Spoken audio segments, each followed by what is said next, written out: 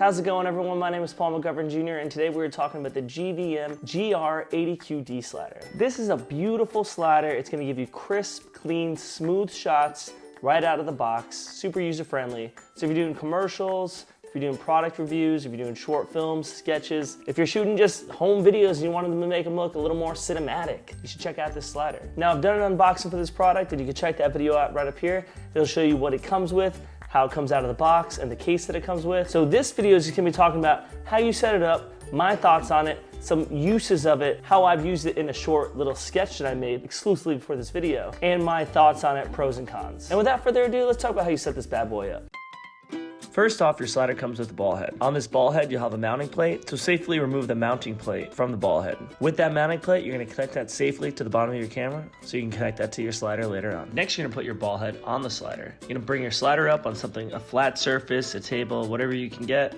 Make sure that it's nice and steady and sturdy, and you're gonna screw on the ball head as tight as you can make it on the base plate of the slider. Now when it's on the slider, each of the 3 or 4 knobs that are on the ball head or on your ball head will do something different. One will loosen the ball so you can move the camera and steady it however you want. You can move it up, move it down, pan it left, pan it right. So take a second and play with the different knobs so you can kind of see what each one does. Now if you're gonna use your slider on a tripod, you're gonna wanna put your tripod mounting plate on the slider before you put the camera on, of course. So you flip over your slider, somewhere safe, somewhere sturdy. You put the tripod's mounting plate on the bottom of your slider. Nice and tight so that it's nice and safe when you do put it on a tripod later on. Once the tripod's mounting plate is on your slider, you can flip over your slider and you have your ball head still on there, and you're now gonna put your camera on your slider. Now I have the strap still on my camera.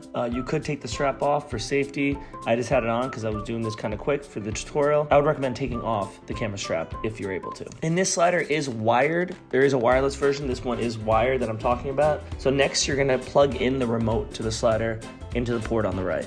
Now we have the remote. You'll want to turn it on with the switch in the back.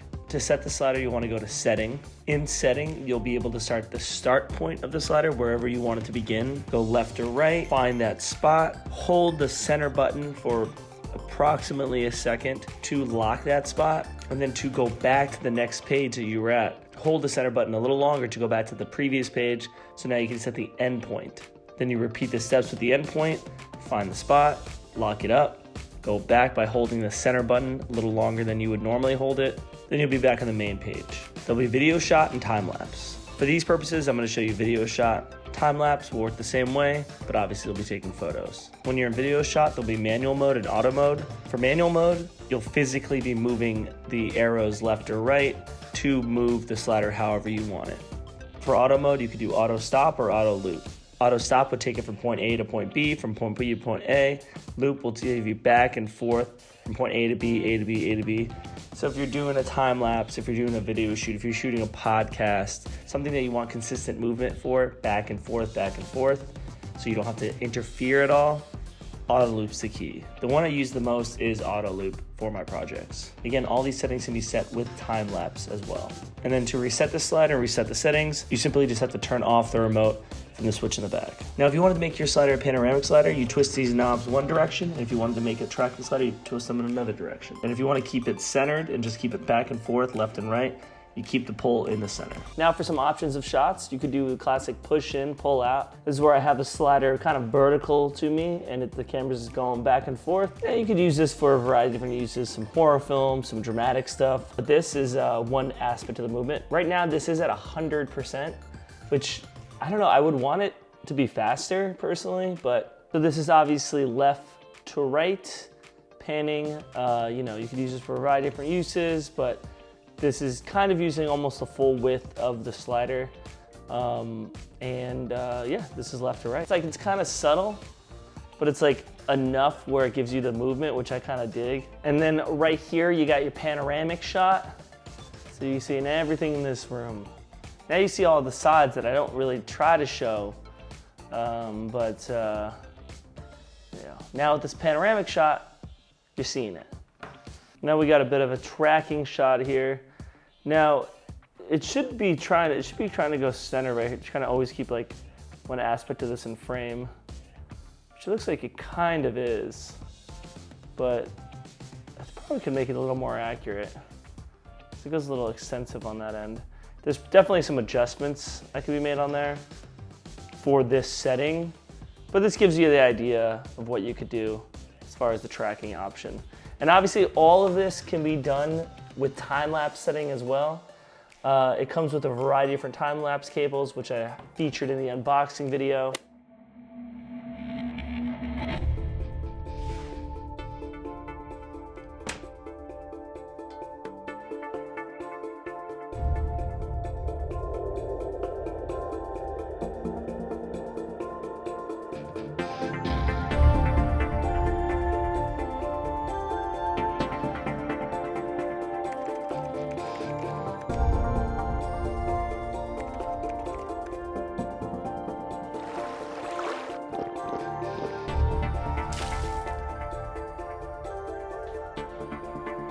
Michael, the sketch is done.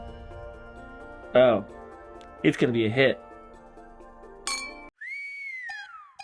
Well, hopefully you enjoyed that little short entitled Deadline, because when I'm on a deadline, nothing stops me. So pros and cons. What I love about this slider is that it's super user-friendly. Right out of the box, I was able to kind of set it up, put my camera on it and go. It was not difficult at all to set up once you read the instructions for 1 minute. Number two, it does really offer nice versatility to your shots in your arsenal of equipment and your shot making. As you saw in the short, it does really give you some smooth, nice, clean, crisp movements that you wouldn't normally have if you're just doing handheld or a tripod. And number three, this is super affordable. I mean, honestly, for less than $300, you can give yourself some nice cinematic movement you can't really get. I mean, honestly, I've used an Eldacron one for a shoot before that we rented, and it was kind of a little more complicated to set up, and it did offer a little more stability and even cleaner movements than this had, but it wasn't that much different for that one being almost like $1,000 and this one being $300. So for the price that what you're getting this at, it's really an amazing slider for what you can get it for. Now some cons. The remote needs an upgrade. I mean, it is really simplistic, which was nice out of the box. Feels very like 2003, which isn't the worst thing, but that's what it feels like to me. It could use an upgrade. I wish that the 100% speed was a little quicker than it actually is. Now, obviously, it's all subjective and maybe you could speed it up a little bit in post, but I wish that the 100% was a little quicker than it actually is. Overall, while it's nice that it comes out of the box kind of already built and it was super easy to use, the structure and like materials themselves feel weak. Like the cable that runs across the rubber of it feels weak. The carbon fiber slider itself, overall, I'm glad it comes with a case, because if you're going from location to location, it does feel a little like it could break. But as long as you're taking care of it and then you're not throwing it around in your car and when you get home, it should generally be okay. They do offer now, I know, a wireless version of this one, so you don't have to have this giant remote attached to it. So that may be a little more useful for most people. But for the price for this one with the remote attached, works great for me. Now, thank you so much for watching. Hopefully this video has helped you out. This slider has been really a nice addition to my arsenal of equipment and has really added a lot of diversity to my shot selection. It's really helped me out. Let me know if you guys have any questions on the product. If you bought it, do you like it? Do you hate it? And what are some other sliders that you're looking at? Hopefully you guys all have a wonderful day, night, wherever you are, and stay tuned for the next one.